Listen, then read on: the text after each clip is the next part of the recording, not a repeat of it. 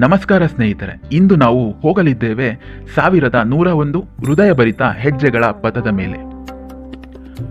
ಅಲ್ಲಿ ಬೆಳೆದಿರುವ ಗೌರವದ ಗುಮ್ಮಟ ಮತ್ತು ಪಾದಗುಡ್ಡದ ಸನ್ನಿಧಾನ. ಹೌದು, ಇಲ್ಲಿ ನಾವು ಪುನರ್ಜೀವಿಸುವ ಪವಿತ್ರತೆ ಮತ್ತು ಶ್ರೀ ಅಜ್ಜಯ್ಯ ಸಿದ್ದೇಶ್ವರ ಸ್ವಾಮಿಯ ಕೃಪಾಜನಕ ಪ್ರಭಾವವನ್ನು ಕಂಡು ಪಡೆವೆವು.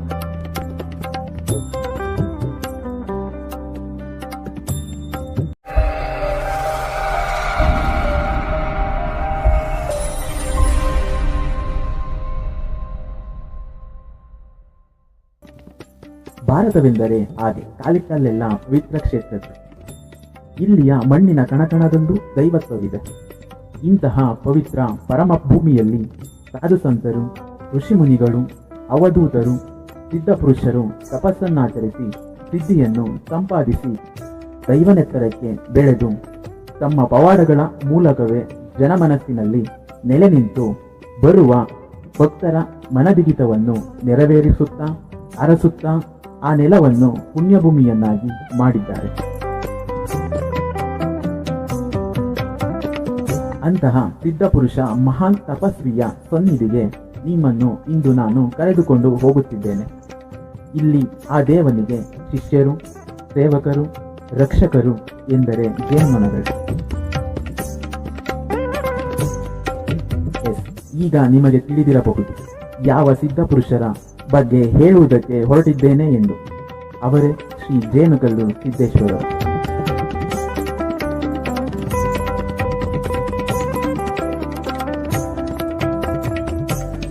ಸಾವಿರಾರು ವರ್ಷಗಳ ಇತಿಹಾಸ ಪವಾಡಗಳಿರುವ ಅಜ್ಜಯ್ಯನ ಸನ್ನಿಧಿಗೆ ಹೋಗಬೇಕಾದರೆ 1101 ಮೆಟ್ಟಿಲುಗಳನ್ನು ಹತ್ತಬೇಕು.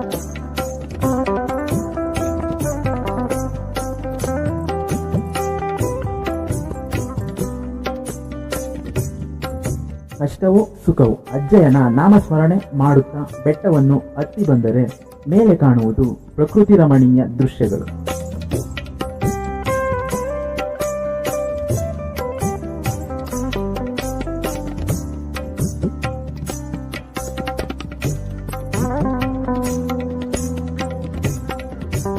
ಜೇನುಕಲ್ಲು ಬೆಟ್ಟಕ್ಕೆ ವನವಾಸದ ಸಮಯದಲ್ಲಿ ಶ್ರೀರಾಮನೂ ಕೂಡ ಬಂದಿದ್ದ ಎಂಬ ಪ್ರತೀತಿಯೂ ಕೂಡ ಇದೆ. ಅಂದ ಹಾಗೆ ಈ ಸಿದ್ದೇಶ್ವರರು ಎಲ್ಲಿಂದ ಬಂದರು, ಇವರ ಮೂಲ ಎಲ್ಲಿಯದು ಎಂಬುದರ ಬಗ್ಗೆ ಈವರೆಗೆ ಯಾರಿಗೂ ಗೊತ್ತಿಲ್ಲ. ಇಲ್ಲಿ ಬಂದು ನೆಲೆಸಲು ಕಾರಣವೇನು, ಅದು ಇನ್ನೂ ನಿಗೂಢ ರಹಸ್ಯವಾಗಿ ಉಳಿದುಕೊಂಡಿದೆ.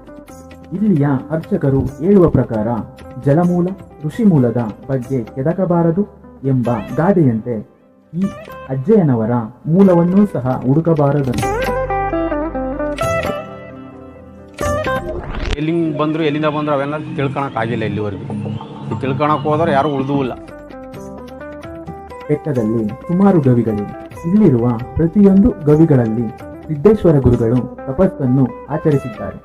ಆದರೆ ಇಂದು ಕೇವಲ ಕೆಲವು ಗುಹೆಗಳನ್ನು ಮಾತ್ರ ನೋಡಲು ಸಾಧ್ಯ.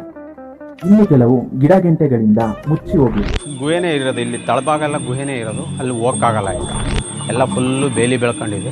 ಗುಹೆನೇ ಫುಲ್ ಎಲ್ಲ ಇರೋದು ಈ ಬೆಟ್ಟದಲ್ಲಿ. ಎಲ್ಲ ತಪಸ್ಸು ಮಾಡಿರೋಂಥ ಜಾಗ ಇಲ್ಲಿ, ಅದರಿಂದ ಹೋಗಕ್ಕಾಗಲ್ಲ.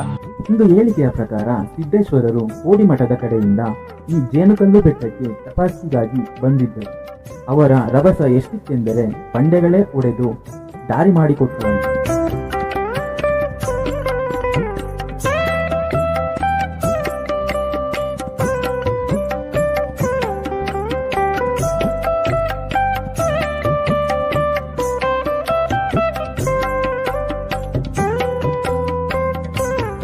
ಇಂತಹ ಗುಹೆಯೊಳಕ್ಕೆ ಹೋಗಬೇಕಾದರೆ ಅಷ್ಟು ಸುಲಭವಲ್ಲ. ಬಂಡೆಗಳ ಮಧ್ಯೆ ನುಸುಳಿಕೊಂಡು ಹೋಗಬೇಕು. ಅಲ್ಲಿ ಹೋದರೆ ಈಗಲೂ ಇದೆ ಅವರು ಪೂಜೆಗೆ ಬಳಸುತ್ತಿದ್ದ ವಸ್ತುಗಳು. ಇಲ್ಲಿ ಕೆಳಗಡೆ ಅವರು ಪೂಜೆ ಮಾಡಿರೋದು ವಿಭೂತಿ ಗಟ್ಟಿ. ಹಿಂದೆ ಅವ್ರು ಪೂಜೆ ಮಾಡೋದಂಥ ಸ್ಥಳದಲ್ಲಿ ವಿಭೂತಿ ಗಟ್ಟಿ ಎಲ್ಲ ಪ್ರತಿಯೊಂದು ಗದ್ದಿಗೆ ಇದ್ದಂಗಿದೆ. ಇಲ್ಲಿ ಹೀಗೆ ಹುಚ್ಚಿರೋದು ಎಲ್ಲ ಪ್ರತಿಯೊಂದು ಇದೆ. ಅದನ್ನ ನೋಡ್ಬೇಕು ಅಂದರೆ ವಿಲಾಸ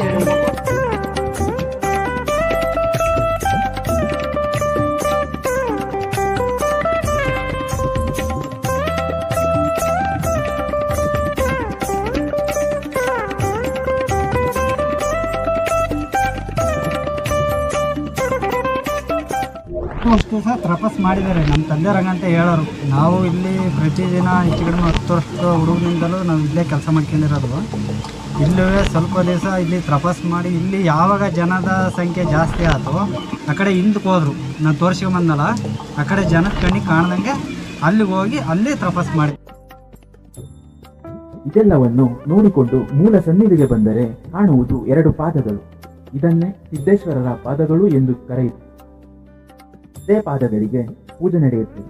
ಪವಾಡಗಳನ್ನು ಸೃಷ್ಟಿಸುತ್ತಾ ಇರುವ ಸಿದ್ಧಿಪುರುಷ ಋಷಿಮುನಿಗಳು ತಪಸ್ಸು ಮಾಡಿ ಪುಣ್ಯ ಇಟ್ಟಿರೋದು ಸ್ಥಳ ಇದು. ಮಕ್ಳಿಲ್ದರಿಗೆ ಮಕ್ಳಾಗೈತೆ, ಮದುವೆ ಇದ್ದರಿಗೆ ಮದುವೆ ಆಗೈತೆ, ಇಂತಹ ಕಷ್ಟ ಅಂತ ಬಂದವರಿಗೆಲ್ಲ ಕೆಲಸ ಇದ್ದರಿಗೆ ಕೆಲಸ ಸಿಕ್ಕೈತೆ. ಪವಾಡಗಳು ಭಾರಿ ನಡೆದವೆ. ಮಲ್ಗೆ ಬೆಟ್ಟಕ್ಕೆ ಬರ್ಬೇಕು ಅಂದ್ರೆ ಶುದ್ಧವಾಗಿ ಬರ್ಬೇಕು. ಮಲ್ಗೆ ಆದ್ರೆ ಜೇನುಳ ಅಲ್ಲೇ ಶಿಕ್ಷೆ ಕೊಡ್ತಾರೆ. ಹಂಗೆ ಸಿದ್ದೇಶ್ವರ ಸ್ವಾಮಿಯವರನ್ನು ಕೈಲಾಸವಾಸಿ ಪರಮಶಿವನ ಅವತಾರವೆಂಬ ನಂಬಿಕೆಯಿಂದ ಇಲ್ಲಿ ಪೂಜಿಸಲ್ಪಡುತ್ತಾರೆ. ಮೊದಲು ಈ ಪ್ರದೇಶ ಅರಣ್ಯದಿಂದ ಕೂಡಿತ್ತಂತೆ. ಇಲ್ಲಿ ಅನೇಕ ಸಿದ್ಧರು ತಪಸ್ಸು ಮಾಡಿದ್ದರು ಎಂಬ ಪ್ರತೀತಿ ಇದೆ. ಒಂದು ಕಥೆಯ ಪ್ರಕಾರ ಒಮ್ಮೆ ಒಬ್ಬ ಸನ್ಯಾಸಿಯು ಈ ಹಳ್ಳಿಯ ಮೂಲಕ ಹಾದು ಹೋಗುತ್ತಿದ್ದಾಗ ಒಬ್ಬ ಮಹಿಳೆಯು ತನ್ನ ಮಗುವನ್ನು ಕಳೆದುಕೊಂಡು ದುಃಖಿಸುತ್ತಿರುತ್ತಾಳೆ.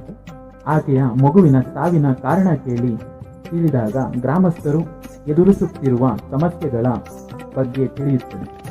ಅದನ್ನು ತೊರೆದು ಹಾಕಲು ಸನ್ಯಾಸಿಯು ಸಿದ್ದೇಶ್ವರರನ್ನು ಕುರಿತು ತಪಸ್ಸು ಮಾಡಿ ಜೇನುಕಲ್ಲು ಸಿದ್ದೇಶ್ವರರನ್ನು ಮೆಚ್ಚಿಸಲು ಸಾಧ್ಯವಾಗುತ್ತದೆ. ಆ ಊರಿನಲ್ಲಿರುವ ಆರೋಗ್ಯ ಸಮಸ್ಯೆಗಳನ್ನು ತೊರೆದು ಹಾಕುವ ವರವನ್ನು ಕೇಳುತ್ತಾರೆ. ಹೀಗಾಗಿ ವಿವಿಧ ರೋಗಗಳಿಂದ ಬಳಲುತ್ತಿರುವ ಜನರು ಇಲ್ಲಿಗೆ ಬಂದರೆ ಗುಣಮುಖರಾಗುತ್ತಾರಂತೆ. ಇಲ್ಲಿನ ಹಿನ್ನೆಲೆ ತುಂಬಾ ಕುತೂಹಲವಾಗಿದೆ. ಹೆಸರೇ ಹೇಳುವಂತೆ ಇದು ಜೇನುಕಲ್ಲು ಬೆಟ್ಟ. ಇಲ್ಲಿ ಯಾವ ಕಡೆ ನೋಡಿದರೂ ಜೇನು ಜೇನು. ಇವೇ ಈ ಸಿದ್ದೇಶ್ವರ ಸ್ವಾಮಿಗಳ ರಕ್ಷಣೆ ಮಾಡುತ್ತಿವೆ. ಅದರಲ್ಲೂ ನಾಗಎಡೆಯಂತೆ ಕಾಣುವ ಈ ಕಲ್ಲಿನ ಮೇಲೆ ಕಟ್ಟಿರುವ ಜೇನುಗಳು ಸಿದ್ದೇಶ್ವರರ ರಕ್ಷಣೆಯಲ್ಲಿ ಪ್ರಮುಖ ಪಾತ್ರವನ್ನು ವಹಿಸುತ್ತವೆ. ಅಂದ್ರೆ ಇವರ ಶಿಷ್ಯಂದ್ರು ಜೇನುಳಗಳೆಲ್ಲ ಸಿದ್ದೇಶ್ವರ ಋಷಿಮುನಿಗಳಿದಾರಲ್ಲ ಅವ್ರ ಶಿಷ್ಯಂದ್ರು. ಅಂದ್ರೆ ಇವ್ರು ತಪಸ್ ಸಿಕ್ಕಿದಾಗ ಬಂದ ಅಂತ ಹೇಳ್ಬಿಟ್ಟು ಅವ್ರು ಜೇನುಳ ಶಿಷ್ಯರು ಮಾಡ್ತಾರೆ. ಶಿಷ್ಯಂದ್ರು ಏನೇ ಶಿಕ್ಷೆ ಆದ್ರೂ ಅವರೇ ಕೂಡ ಶಿಕ್ಷೆ. ಇಂತಹ ಪವಿತ್ರ ಕ್ಷೇತ್ರಕ್ಕೆ ಬರಬೇಕಾದರೆ ನಿಯಮ ನಿಷ್ಠೆಯಿಂದ ಬರಬೇಕು.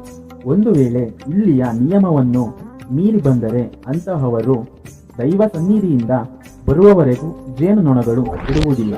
ಹೆಣ್ಮಕ್ಳು 1 ವಾರ ಆದಮೇಲೆ ಬರ್ಬೋದು. ಅವಾಗ ಆ ಕೂಡಲೇ ಬರಬಾರ್ದು, ಅದು ಶುದ್ಧ. ಆಮೇಲೆ ನಾನ್ ವೆಜ್ ತಿನ್ಕೊಂಡು ಇಲ್ಲಿ ಬೆಟ್ಟ ಹತ್ಬಾರ್ದು, ಅದು ಶುದ್ಧವಾಗಿ ಬರ್ಬೇಕು. 1 ವಾರ ಅನ್ಗಟ್ಲೆ ಬಿಟ್ಟು ಇದ್ದು ಆಮೇಲೆ ಬರಬೇಕು. ತಿನ್ಕೊಂಡಂಗೆ ಅದು ಶುದ್ಧವಾಗಿ ಬಂದರೆ, ಇಲ್ಲ ಆ ಥರ ಬಂದರೆ ಇಲ್ಲಿ ಜೇನುಳನೇ ಶಿಕ್ಷೆ ಕೊಡೋದು, ಅವ್ರಿಗೆ ತೊಂದರೆ ಆಗುತ್ತೆ.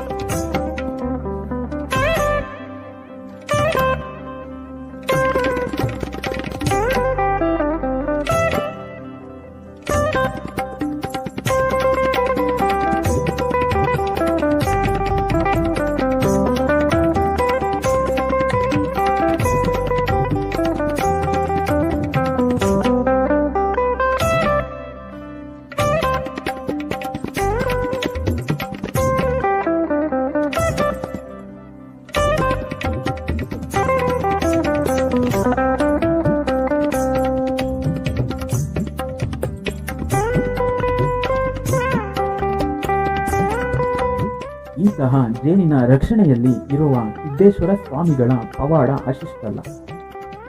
ಶರಣು ಎಂದು ತಲೆಬಾಗಿ ಬಂದವರ ತಲೆ ಕಾಯುತ್ತಾ ಈ ಅಜ್ಜಯ್ಯ ಇಲ್ಲಿಗೆ ಬರುವ ಭಕ್ತಾದಿಗಳ ಮನದ ಕಾಮನೆಗಳನ್ನು ಈಡೇರಿಸುತ್ತಿದ್ದಾರೆ.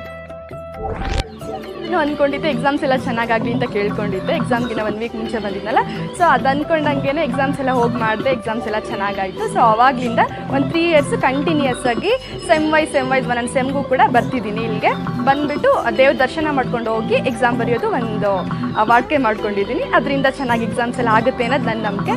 ನಾನು ತುಂಬ ವಿಷಯದಲ್ಲಿ ನಂಬಿದ್ದೀನಿ ದೇವ್ರನ್ನ. ಎಲ್ಲ ವಿಷಯ ನಾನು ನಂಬಿದಂಗೆ ಎಲ್ಲದರಲ್ಲೂ ಆಗಿದೆ ನನ್ನ ಕೆಲಸಗಳೆಲ್ಲ. ಇಲ್ಲಿಯ ವಿಶೇಷವೇನೆಂದರೆ ನಿಮ್ಮ ಯಾವುದೇ ಕೆಲಸ ಆಗಬೇಕಾದರೆ ಆ ಕೆಲಸಕ್ಕೆ ಕೈ ಹಾಕಬಹುದೋ ಇಲ್ಲವೋ ಎಂಬುದನ್ನು ಪ್ರಶ್ನೆಯ ಮೂಲಕ ಈ ಗುಡಿಯಲ್ಲಿ ಕೇಳುತ್ತಾರೆ. ಪ್ರಶ್ನೆಗಳನ್ನು ಕೇಳಿದ ಭಕ್ತರಿಗೆ ಹೂವುಗಳ ಮೂಲಕ ಬಸವ ಉತ್ತರ ನೀಡುತ್ತಾರೆ. ಕೆಲಸ ಕೈಗೊಳ್ಳುವುದಾದರೆ ಸಮಸಂಖ್ಯೆಯ ಹೂ, ಕೆಲಸ ಕೈಗೊಳ್ಳದಿದ್ದರೆ ಬೆಸ ಸಂಖ್ಯೆಯ ಹೂವಿನ ಮೂಲಕ ಅಪ್ಪಣೆ ತೆಗಿತೀವಿ ಕೈಯಲ್ಲಿ. ಅಪ್ಪಣೆ. ಬೆಸ ಸಂಖ್ಯೆ ಬಂದ್ರೆ ಆಗುತ್ತೆ ಅಂತ, ಸರಿ ಸಂಖ್ಯೆ ಬಂದ್ರೆ ಆಗಲ್ಲ. ಬೆಸ ಸಂಖ್ಯೆ ಬಂದ ಆಗುತ್ತೆ ಅಂದ್ರೆ ಹಾಗೆ ಆಗುತ್ತೆ ಕೆಲಸ, ಇಲ್ಲ ಅಂದ್ರೆ ಆಗದೇ ಇಲ್ಲ, ಹಾಗೆ ಆಗುತ್ತೆ. ಇಲ್ಲ ಅಂದ್ರೆ ಆಗ್ಲಿಲ್ಲ ಅಪ್ಪಣೆ ಅಂದ್ರೆ ಅರ್ಕೆ ಕಟ್ಕೊಂಡು ಹೋದ್ರೆ ಕೆಲಸ ಪಕ್ಕ ಆಗುತ್ತೆ.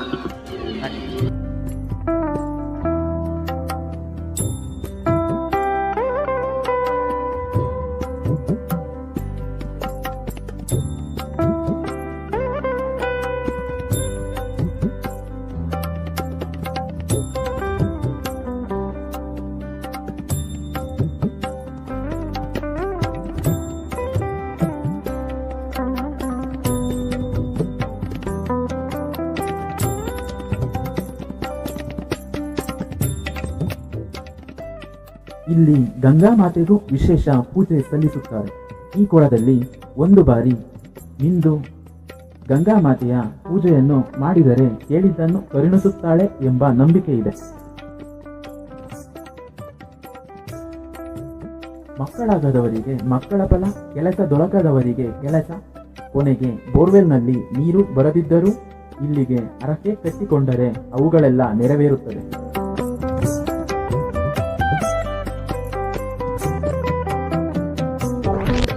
ಮಕ್ಕಳು ಮರಿ ಆಗ್ದಂಗೆ ಇರ್ತಾರಲ್ಲ, ನೀವು ಒಂದು ಅರಿಕೆ ಮಾಡಿರ್ತೀರ, ಅವಾಗ ಇಲ್ಲಿ ಗಂಗಮ್ಮನ ಮಾಡ್ಕೊಂಡ್ರೆ ಸ್ವಾಮಿ ಆಶೀರ್ವಾದದಿಂದ ನಮಗೆ ದೇವರು ಅಭಿವೃದ್ಧಿಯಾಗಿ ಒಳ್ಳೇದು ಮಾಡ್ತಾರೆ. ಯಾವ್ದಾರು ಒಂದು ಕಷ್ಟ ಸುಖದಲ್ಲಿ ಎಲ್ಲ. ಹೀಗೆ ಇಲ್ಲಿಗೆ ಬಂದು ಒಳಿತುಕೊಂಡವರು ಈ ದೇವಿಯ ಬಗ್ಗೆ ನಮಗೆ ಫಸ್ಟು ಓಂ ಪದ್ಮ ನಮಗೆ ನೀರು ಬೋರಲ್ಲಿ 600 ಆಗಿದ್ರು ನೀರು ಬಂದಿರಲಿಲ್ಲ. ನಮಗೆ ನೀವು ನನ್ನಪ್ಪನ ಅರಕೆ ಮಾಡ್ಕೊಂಡು ನಾವು ಗಂಗಮ್ಮನ ಮಾಡ್ತಾಯಿದ್ವಿ. ಅದೇ ಮಣ್ಣು ಅದೇ ಕಲ್ಲು ಬೋರಿಂದು ತಂದಿದ್ವಿ. ತಂದು ಮಾಡ್ತೀವಿ ಕಣಪ್ಪ ಅಂತ ಹೇಳಿದ್ಮೇಲೆ ನಮಗೆ ಚೆನ್ನಾಗಿ ನೀರು ಬೀಳ್ತು. ಅದರಿಂದ ಗಂಗಮ್ಮನ ಮಾಡ್ತೀವಿ ನಾವು. ನಮಗೆ ಮಕ್ಕಳಿರ್ನಿಲ್ಲ 3 ವರ್ಷದ ದಿನ ಮಕ್ಕಳಿರ್ನಿಲ್ಲ. ಬಂದು ಗಂಗಮ್ಮ ಮಾಡಿ 101 ಎಡೆ ಹಾಕಿ ನಾವು ಗಂಗಮ್ಮ ಮಾಡ್ತೀವಿ ಅಂತ ಅರಕೆ ಕಟ್ಕೊಂಡ್ಮೇಲೆ ಗಂಡು ಮಕ್ಕಳು ಆಯ್ದು. ನನ್ನ ಮಗನಿಗೆ ಕೆಲಸ ಸಿಕ್ಕಲಿ, ಗಂಗಮ್ಮ ಮಾಡ್ತೀನಿ ಅಂದರೆ ನನ್ನ ಮಗನಿಗೆ ಕೆಲಸವೂ ಸಿಕ್ಕಿದೆ. ಎಲ್ಲ ನಮಗೆ ಒಳ್ಳೆಯದಾಗಿದೆ. ಇನ್ನು ಅಪ್ಪನ ನೆಮ್ಮದಿ ನಮಗೆ ಎಲ್ಲದ ರೀತಿಯಲ್ಲೂ ನಮಗೆ ಒಳ್ಳೇದು ಮಾಡಿದೆ. ಈ ಸನ್ನಿಧಿಗೆ ಬರಲು ಯಾವುದೇ ಜಾತಿ ಭೇದವಿಲ್ಲ. ಎಲ್ಲರೂ ಇಲ್ಲಿ ಬಂದು ಇಲ್ಲಿಯ ದೇವರ ಭಕ್ತಿಗೆ ಪಾತ್ರರಾಗಬಹುದು. ಇಲ್ಲಿಗೆ ಬಂದ ಭಕ್ತರಿಗೆ ಆಡಳಿತ ಮಂಡಳಿ ಸಕಲ ಸೌಲಭ್ಯಗಳನ್ನು ಒದಗಿಸಿದೆ. 24 ಗಂಟೆಗಳ ಜನಸಂದಣಿ, ಜನಪ್ರವಾಹ ಹರಿದು ಬರ್ತಾ ಇರುತ್ತೆ. ಆ ಪ್ರವಾಹದ ಟೈಮಲ್ಲಿ ನಾವು 35 ಗಂಟೆಗಳ ಕಾಲ ಇಲ್ಲಿ ಅಡಿಗೆ ಬಂದಿರೋ ಭಕ್ತರಿಗೆ ಊಟದ ದಾಸೋಹದ ವ್ಯವಸ್ಥೆ ಇರ್ತದೆ. ಬರೋ ಭಕ್ತಾದಿಗಳಿಗೆ ಇಲ್ಲಿ ಯಾತ್ರಿ ನಿವಾಸನೂ ಸಹ ನಾವು ಉಳ್ಕೊಳ್ಳೋ ದಸಿಗೆ ಒಂದು 40 ರೂಮಿನ ದಾಸೋಹವನ್ನು ಕಟ್ಟಿಸಿದ್ವಿ. ಇಂತಹ ಈ ಪಾವನ ಕ್ಷೇತ್ರ ಅರಸೀಕೆರೆಯಿಂದ ಕೇವಲ 6 ಕಿಲೋಮೀಟರ್ ದೂರದಲ್ಲಿರುವ ಯಾದಾಪುರ ಎಂಬ ಗ್ರಾಮದಲ್ಲಿ ಇದೆ. ನೀವು ಸಹ ಒಮ್ಮೆ ಭೇಟಿ ಕೊಟ್ಟು ಶ್ರೀ ಸಿದ್ದೇಶ್ವರ ದರ್ಶನ ಮಾಡಿ ಅವರ ಕೃಪೆಗೆ ಪಾತ್ರರಾಗಿ. ಜೈ ಸಿದ್ದೇಶ್ವರ.